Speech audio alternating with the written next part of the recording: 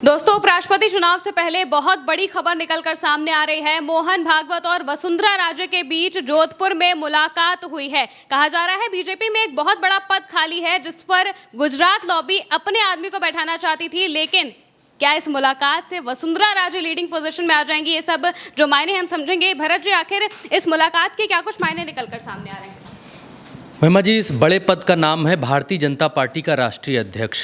Bharatiya Janata party दुनिया की सबसे बड़ी पार्टी है और अपना राष्ट्रीय अध्यक्ष तय नहीं कर पा रही है। खैर, आज जो खबर दबा दी गई वो खबर ये थी कि वसुंधरा राजे और आरएसएस प्रमुख मोहन भागवत की 25 मिनट तक की बातचीत हुई है और इस बातचीत में ये कहा जा रहा है कि वसुंधरा राजे को संगठन में बड़ी जिम्मेदारी उठाने के लिए इस पर चर्चा हुई है। और वसुंधरा राजे कुछ दिन पहले अमित शाह से मिलकर आई थी, उसमें क्या हुआ मालूम नहीं है, लेकिन वसुंधरा राजे 25 मिनट तक बातचीत करती हैं और इस 25 मिनट की बातचीत के बाद जब वो बाहर निकलती हैं तो थोड़ा सा निकलकर बाहर मुस्कुराती हैं। उनकी बॉडी लैंग्वेज से लगता है कि जो चर्चा हुई है वो चर्चा बेहद सफल रही है। तो भारतीय जनता पार्टी के भीतर सिर्फ और सिर्फ एक ही बड़ा पद खाली है, वो है राष्ट्रीय अध्यक्ष का। अब वसुंधरा राजे के बनने से गुजरात लॉबी के ऊपर क्या फर्क पड़ेगा?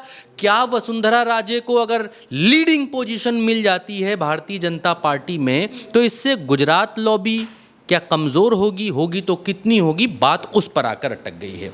दर्शकों को भी याद होगा, आपको भी याद होगा, आज से 1-1.5 साल पहले, 2 साल पहले लगभग, जब राजस्थान में सरकार बन रही थी, हम लोग राजस्थान में चुनाव कवर कर रहे थे। वो दिन आया जिस दिन मुख्यमंत्री के चेहरे का ऐलान करना था।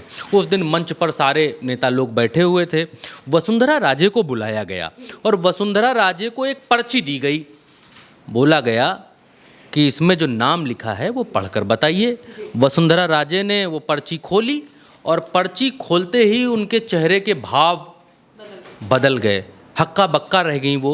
उन्होंने जो नाम पढ़ा उनके मन में चल रहा होगा, ये नाम इससे बेहतर तो किसी और को बना देते। नाम था भजन लाल शर्मा का। भजन लाल शर्मा राजस्थान के मुख्यमंत्री बन गए और गुजरात लॉबी ने बड़ी चतुराई से वसुंधरा राजे के हाथ से राजस्थान की पूरी ताकत एक झटके में छीन ली।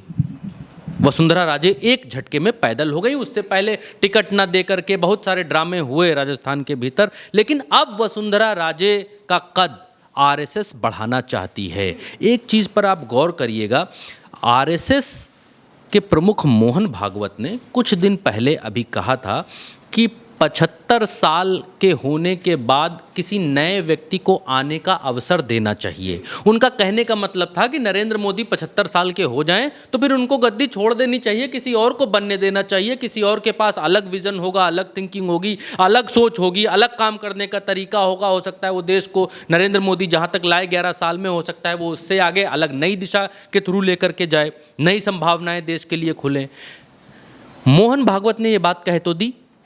अब जब मोहन भागवत ने ये बात कही तो लोगों को लगा कि मोहन भागवत भी तो 75 के हो रहे हैं। 6-7 दिन पहले मोहन भागवत सितंबर में 75 के होंगे और 6-7 दिन बाद नरेंद्र मोदी 75 के हो जाएंगे। तो ये लगा कि जब मोहन भागवत मोदी के लिए कह रहे हैं तो खुद भी 75 साल के बाद दूसरे लोगों को मौका देंगे आने का। अब मोहन भागवत को किसी ने ये बताया कि भाई आपका इस्तीफा, आप पहले 75 के हो जाओगे, 7 दिन पहले आपने इस्तीफा दे दिया और उसके बाद नरेंद्र मोदी ने इस्तीफा नहीं दिया, तब क्या करोगे जी आप? तब तो आरएसएस में भी गुजरात लॉबी का आदमी बैठेगा, तब आप देख पाओगे, कुढ़ोगे खाली, कुछ और कर नहीं पाओगे। मोहन भागवत ने 75 साल पर रिटायरमेंट, खुद की रिटायरमेंट वाला जो मसला है वो कैंसिल कर दिया। अब मोहन भागवत 75 साल की उम्र में रिटायर होंगे ऐसी खबर कहीं पर नहीं है। वो खबर पूरी तरीके से गायब हो जाती है। अब मोहन भागवत आते हैं उसके बाद वर्किंग मोड पर, और वर्किंग मोड पर आने के लिए वो राजस्थान के भीतर आरएसएस की एक बैठक बुलाते हैं जिसका नाम समन्वय बैठक रखा जाता है। अब राजस्थान में वो समन्वय बैठक चल रही है 5 से 7 तारीख तक।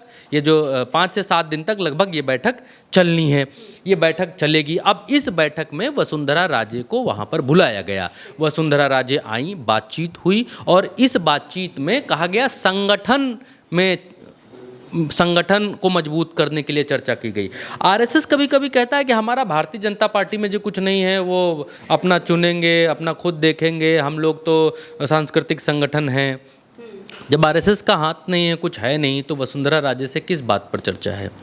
अब ये कहा जा रहा है कि जिस तरीके से अमित शाह ने और बाकी की गुजरात लॉबी ने वसुंधरा राजे के हाथ से राजस्थान छीना है, अब आरएसएस वसुंधरा राजे को फिर से एक पद पर भेजना चाहती है और इसके संकेत मिल रहे हैं। ऐसा नहीं कि ये बात हवा में है। वसुंधरा राजे ने अभी धौलपुर के भीतर एक बात कही, एक धार्मिक कार्यक्रम में वो गई हुई थी। उन्होंने इस बात को कहा कि वनवास आता है तो वनवास ख़त्म भी होता है, और उसके बाद अब आरएसएस प्रमुख से मिलना, 25 मिनट तक मीटिंग करना, संगठन के स्तर पर चर्चा होने की बातों का सामने आना, तमाम सारी हेडलाइंस हैं। आप देखिए मैं हेडलाइंस निकाल करके लाया हूं। आप ये हेडलाइन देखिए, यहाँ पर लिखा है वसुंधरा राजे मोहन भागवत के बीच आखिर क्या बात हुई, क्या चर्चा हुई, 25 मिनट चली मुलाकात, बीजेपी के राजनीतिक गलियारों में मची हलचल। और ये जो खबर है, ये खबर नेटवर्क 18 के हवाले से है। ये वो अखबार है जो भारतीय जनता पार्टी या सत्ता के नज़दीकी अखबारों में माना जाता है, पूरा नेटवर्क माना जाता है सत्ता के नज़दीक में।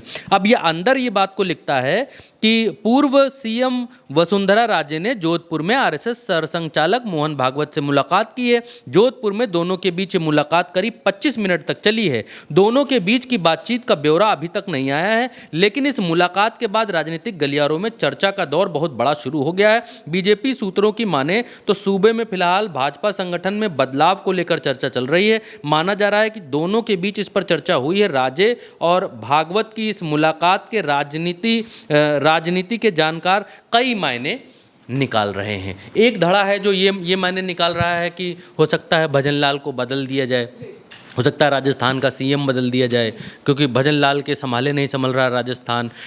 बहुत सारे बड़े स्तर पर, बड़े स्केल पर राजनीतिक विशेषज्ञ ये चर्चा कर रहे हैं इस बात की कि भारतीय जनता पार्टी में देखो अभी कोई पद खाली नहीं है। वैसा भजनलाल को अभी हटाएं, अभी इस बात की उम्मीदें बहुत कम हैं। भारतीय जनता पार्टी उत्तर प्रदेश में तो योगी आदित्यनाथ को हटाना चाहती है, गुजरात लॉबी उनको तो हटाना चाहती है, लेकिन राजस्थान में भजनलाल गुजरात लॉबी के यस मैन हैं।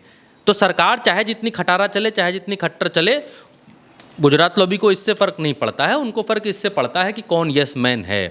जैसे एमपी में हो गए, राजस्थान में हो गए, हरियाणा में हो गए, छत्तीसगढ़ में हो गए, तो भाजपा हर जगह यस मैन बिठाती है। और आपने देखा होगा पिछले इतने दिनों में जितने लोग अपनी मर्जी से डिसीजन लेने वाले थे, उन सब को हटाया जा चुका है। शुरुआत शिवराज सिंह चौहान से होती है, वसुंधरा राजे उसमें हैं, छत्तीसगढ़ में ही रमन सिंह हैं, उनकी तो क्या ही फजीहत, क्या ही बेइज्जती, उनको स्पीकर बना दिया छत्तीसगढ़ में, डिमोशन सीएम से ले उठा के स्पीकर बना दिया।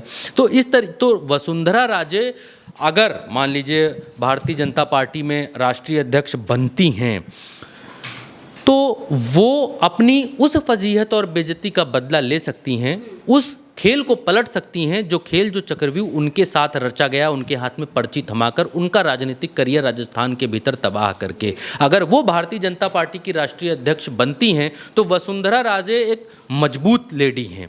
वसुंधरा राजे राजस्थान में उन्होंने ये करके दिखाया है, एक सशक्तिकरण की पहचान राजस्थान के भीतर वो बनी है। कठिन डिसीजंस लेने वाली महिला है, राजघराने से आती हैं, तो उनके डिसीजंस उनके कामों में झलकते हैं। अगर वो राष्ट्रीय अध्यक्ष बनती हैं भारतीय जनता पार्टी में, तो गुजरात लॉबी के लिए इतना आसान नहीं होगा, क्योंकि वसुंधरा राजे यस वुमेन नहीं थी। इसी वजह से उनको राजस्थान में मुख्यमंत्री पद का उम्मीदवार नहीं माना गया। और अगर वो यस वुमेन नहीं है, तो फिर क्या गुजरात लॉबी की भारतीय जनता पार्टी को कंट्रोल करने में वो उनके कहे अनुसार काम करेंगी? तो ये बातें निकल कर आ रही हैं कि वसुंधरा राजे में भी हो सकती हैं। कई लोग कहते हैं कि संजय जोशी, कई लोग कुछ और नाम लेते हैं, कुछ और नाम लेते हैं, 3-4-5 नाम हवा में चल रहे हैं। एक नाम और है जो उत्तर प्रदेश से भूपेंद्र यादव का नाम चल रहा है। खबरें ये आ रही हैं कि भूपेंद्र यादव के दफ्तर पर जो है नज़र रखी जा रही है, कायदे से वॉच किया जा रहा है। अब भूपेंद्र यादव होंगे, संजय जोशी होंगे, वसुंधरा राजे होंगी, मालूम नहीं। लेकिन इस मुलाकात ने आरएसएस प्रमुख मोहन भागवत से वसुंधरा राजे की मुलाकात ने सबके कान फिर से खड़े कर दिए हैं कि क्या उपराष्ट्रपति चुनाव होने के ठीक बाद भारतीय जनता पार्टी को ये डिसीजन लेना है कि भारतीय जनता पार्टी का राष्ट्रीय अध्यक्ष कौन होगा, और उपराष्ट्रपति चुनाव से और ज़्यादा जाएंगे तो बिहार चुनाव से और आगे नहीं बढ़ पाएंगे। बिहार चुनाव के बाद दो बड़े डिसीजंस लेने हैं, एक उत्तर प्रदेश के मामले पर, क्योंकि उत्तर प्रदेश में असंतोष बहुत भयंकर तरीके से सामने निकल कर आ रहा है। छात्र विंग आपस में, छात्र विंग और सत्ता के बीच में संघर्ष चल रहा है। डिप्टी सीएम केशव मौर्य अपनी ही सरकार की पुलिस को बर्बर पुलिस कह रहे हैं, और उनके अपने एनडीए के जो लोग हैं, संजय निषाद, वो इस बात को कह रहे हैं कि अगर भारतीय जनता पार्टी को अच्छे नहीं लग रहे हैं तो हमारा साथ छोड़ दें, गठबंधन तोड़ दें। तो उत्तर प्रदेश के बारे में डिसीजन लेना है उपराष्ट्रपति चुनाव के बाद या बिहार चुनाव के बाद, और भारतीय जनता पार्टी को अपना राष्ट्रीय अध्यक्ष चुनना है। तो अब राष्ट्रीय अध्यक्ष अगर उस लॉबी से होगा जो गुजरात लॉबी में उतना भरोसा नहीं रखता है, अगर राष्ट्रीय अध्यक्ष भारतीय जनता पार्टी या संघ की लॉबी से होगा तो फिर गुजरात लॉबी को इससे मुश्किलें आने वाली हैं आगे भविष्य में। यानी कि आरएसएस पूरी तरह से अपनी ताकत दिखाने की कोशिश कर रहा है, और जिस तरीके से वसुंधरा राजे के साथ मोहन भागवत की मीटिंग 25 मिनट तक होती है, इसमें जो बातचीत हुई है भले ही संगठन को लेकर हुई हो, लेकिन ये इशारे बहुत सारी चीज़ों की तरफ कर रही हैं। फिलहाल के लिए मेरे साथ इस चर्चा में इतना ही। आप देखते रहिए उल्टा चश्मा यूसी।